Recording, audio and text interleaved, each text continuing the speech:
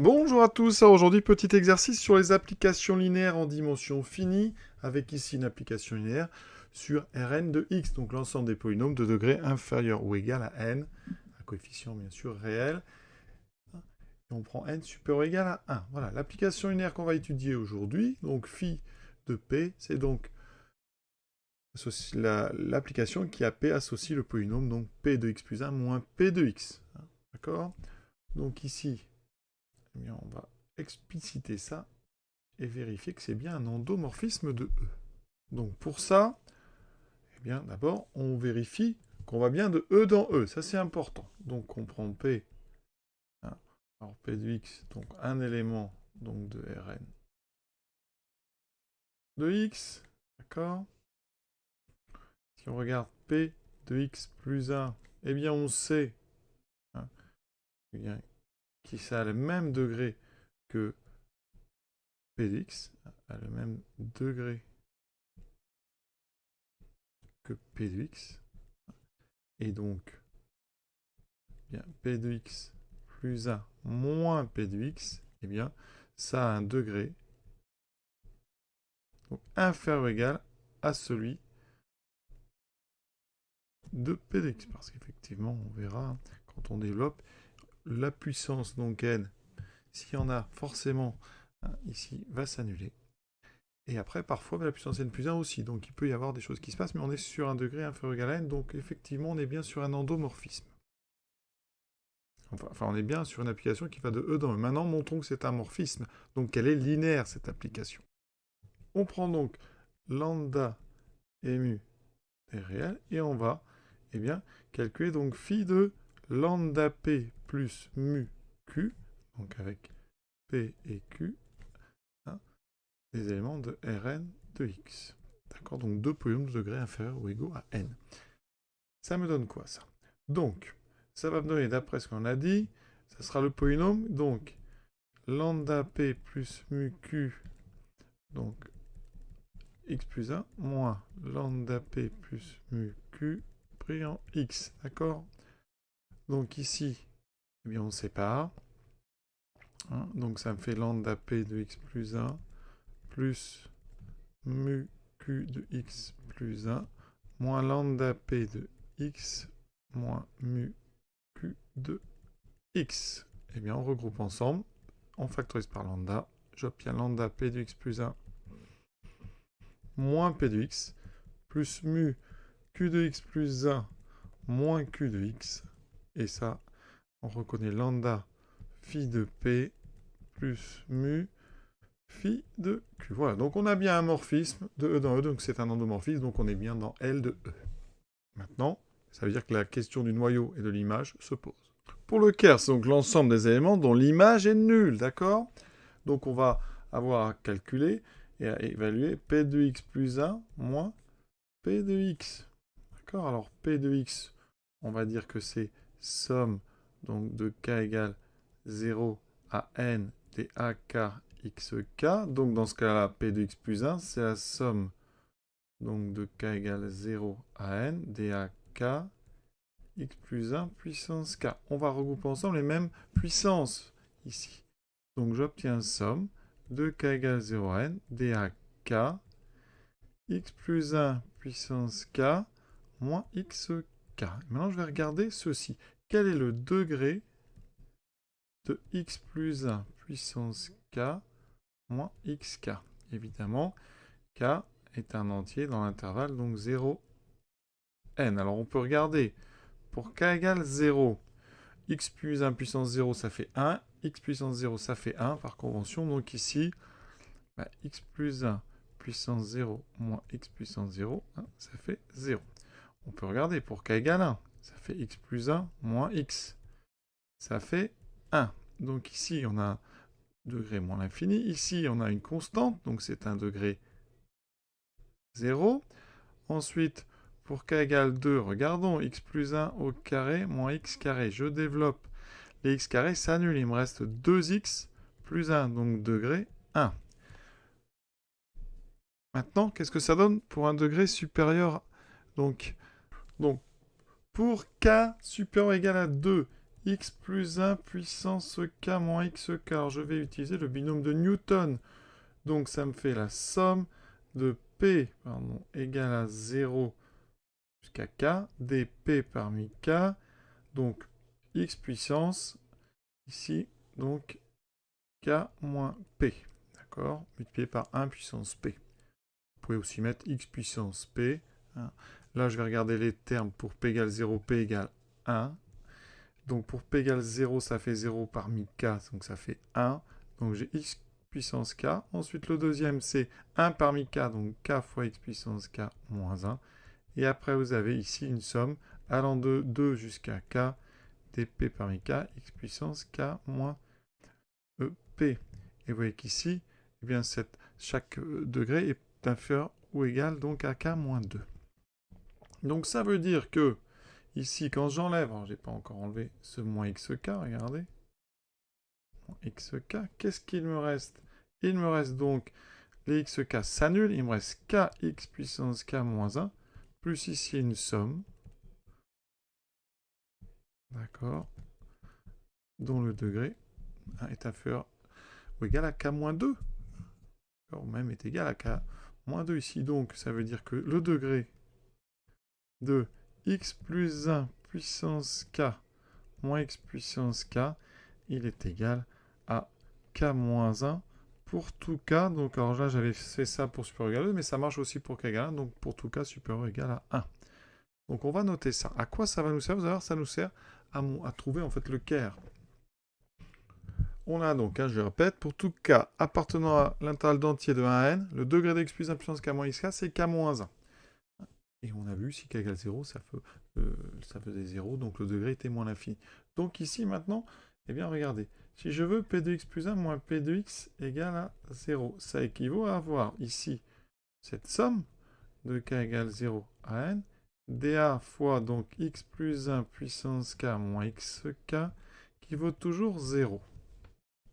On a vu que pour k égale 0, ça s'annulait, donc il me reste la somme de k égale donc 1 à n, dAk, ici, x plus 1, donc puissance k moins xk. Voilà, il n'y a plus à 0 ici, à 0 n'est plus là.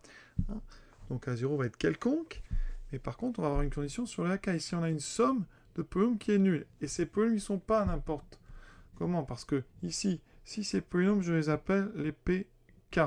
D'accord? Pk de x.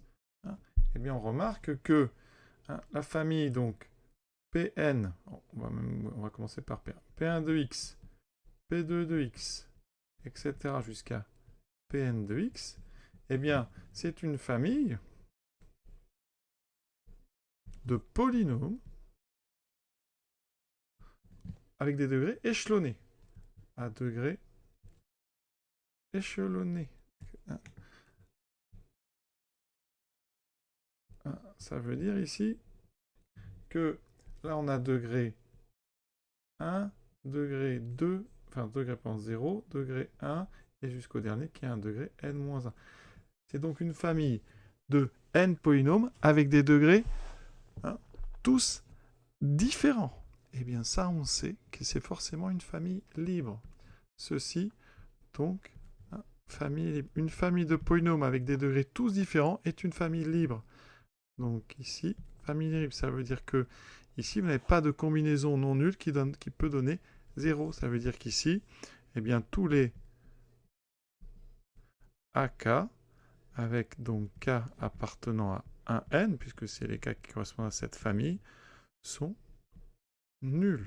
D'accord? Donc ici, eh bien, ça équivaut à, donc pour tout K appartenant à 1n, AK égale à 0. Et notre Caire, eh bien, c'est donc l'ensemble des polynômes dont les coefficients sont nuls, sauf eh bien, le A0. Et pour info, c'est un exercice qu'on peut faire au début du chapitre sur les espaces vectoriels et la liberté des familles. Le texte, c'est le suivant. Vous prenez une famille de polynômes, donc dans C de x ou R de x, non nul, degré échelonné. D'accord? C'est-à-dire que, évidemment, tous les degrés sont différents. Donc on les met ici dans l'ordre croissant. Et on montre que P1 jusqu'à Pn est une famille libre. D'accord?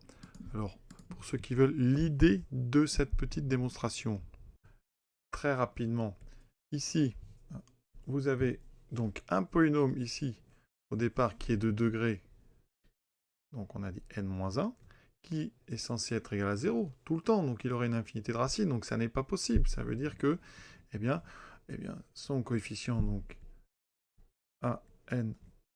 le coefficient du x puissance n-1 est nul, donc an-1 est égal à 0. Donc ensuite, vous n'avez plus qu'un polynôme de degré n-2, et vous faites la même remarque, un polynôme de degré n-2 qui a une infinité de racines, eh bien forcément c'est que c'est pas possible, donc le coefficient dominant est nul, et on redescend jusqu'au dernier coefficient a1, qui forcément va être égal à 0. Donc conclusion, le ker de phi, c'est donc l'ensemble des polynômes, donc ici, alors maintenant je vais rajouter ici des polynômes, donc p de x appartenant à Rn, donc de x, tel que, eh bien, p de x égale une constante, donc qui est égale à a0, avec a0 appartenant à R. Donc le ker de phi, c'est l'ensemble des polynômes constants. Maintenant, déterminer l'image de phi. Alors, phi, donc c'est une application linéaire, et on est en dimension finie. Dimension de E, vous savez que c'est n plus 1. D'accord? Parce qu'un polynôme, eh bien de degré, si on veut un polynôme de degré inférieur à n, il faut régler a0 jusqu'à an, ce qui fait bien n plus 1 coefficient. Donc ici, on a le droit d'appliquer le théorème du rang, puisqu'on est en dimension finie. Ça veut dire que la dimension de E est égale à la dimension du ker de phi plus la dimension de l'image de phi. Et donc ça, on sait que c'est égal à n plus 1. D'ailleurs, la dimension de im de phi, c'est aussi noté rang de phi, le rang de l'application linéaire. Donc, nous ici, eh bien, notre ker de phi, eh bien, c'est les polynômes constants. Alors, on va regarder qu'il y a la dimension des polynômes constants. Eh bien, les polynômes constants, ils sont engendrés par un seul polynôme. C'est le vectoriel donc du polynôme. On peut mettre 1, d'accord? Le polynôme 1, eh bien, il est constant égal à 1. Vous pouvez, en le multipliant par un scalaire, trouver toutes les constantes. Donc, ça veut dire que dimension de ker de phi, c'est donc égal à 1. Donc, on vient de trouver que eh bien, la dimension de im de phi, c'est donc égal à n plus 1 moins 1, c'est donc égal à n. Et c'est là qu'on va faire une chose intéressante qui permet comme ça vraiment d'utiliser le cours. Alors, ce qu'on peut remarquer avec toutes nos remarques, on a dit que si degré de P est égal à n plus 1, donc si on prend donc degré de P, et bien dans ce cas-là, le polynôme donc P de x plus 1 moins P de x, dans ce cas-là, est de degré n. Ok? Ça veut dire conclusion. Mais ça veut dire que P de x plus 1 moins P de x n'est jamais de degré n. On est sur n supérieur ou égal à 1. Et ça veut dire que par conséquent, eh bien, l'im de phi, c'est toujours des polynômes de degré inférieur strictement à n. Donc im de phi est inclus dans Rn-1 de x. Tous les polynômes atteints ont un degré inférieur ou égal à n-1. Et là, on va parler de dimension, parce que là, on a des espaces vectoriels des deux côtés. La dimension de phi, la dimension de im de phi, donc le rang de f, on vient de dire que c'était n. La dimension de Rn-1 de x, c'est aussi n. Vous avez donc un sous-espace vectoriel, donc qui est im de phi, qui est inclus dans un autre sous-espace vectoriel, et les deux ont la même dimension. Et bien ça signifie que les deux espaces sont les mêmes. Donc im de phi est égal à Rn-1 de grand X. Et on a trouvé directement l'im de phi. Et pour terminer, je traiterai le cas donc pour n égale 0, il a été enlevé, parce que dans ce cas-là, ici, donc on est sur les polynômes ici de R0 de x, d'accord, c'est-à-dire les constantes. On n'est que sur les constantes. Et phi de P, à chaque fois, va être égal à, donc, on l'a dit, une constante P de x plus 1 moins P de x plus 1, à chaque fois, ça fera 0. Donc, en fait, phi serait l'application, phi est l'application nulle. D'accord? Donc, l'application nulle, eh bien, qu'est-ce qu'elle a? Le caire de phi, c'est égal à E. Tout le monde est dans le caire. Et donc, l'hime de phi est réduite au nul, à l'élément, donc 0. Et l'exercice n'avait pas un grand intérêt, même si c'est quand même intéressant, toujours de voir les cas particuliers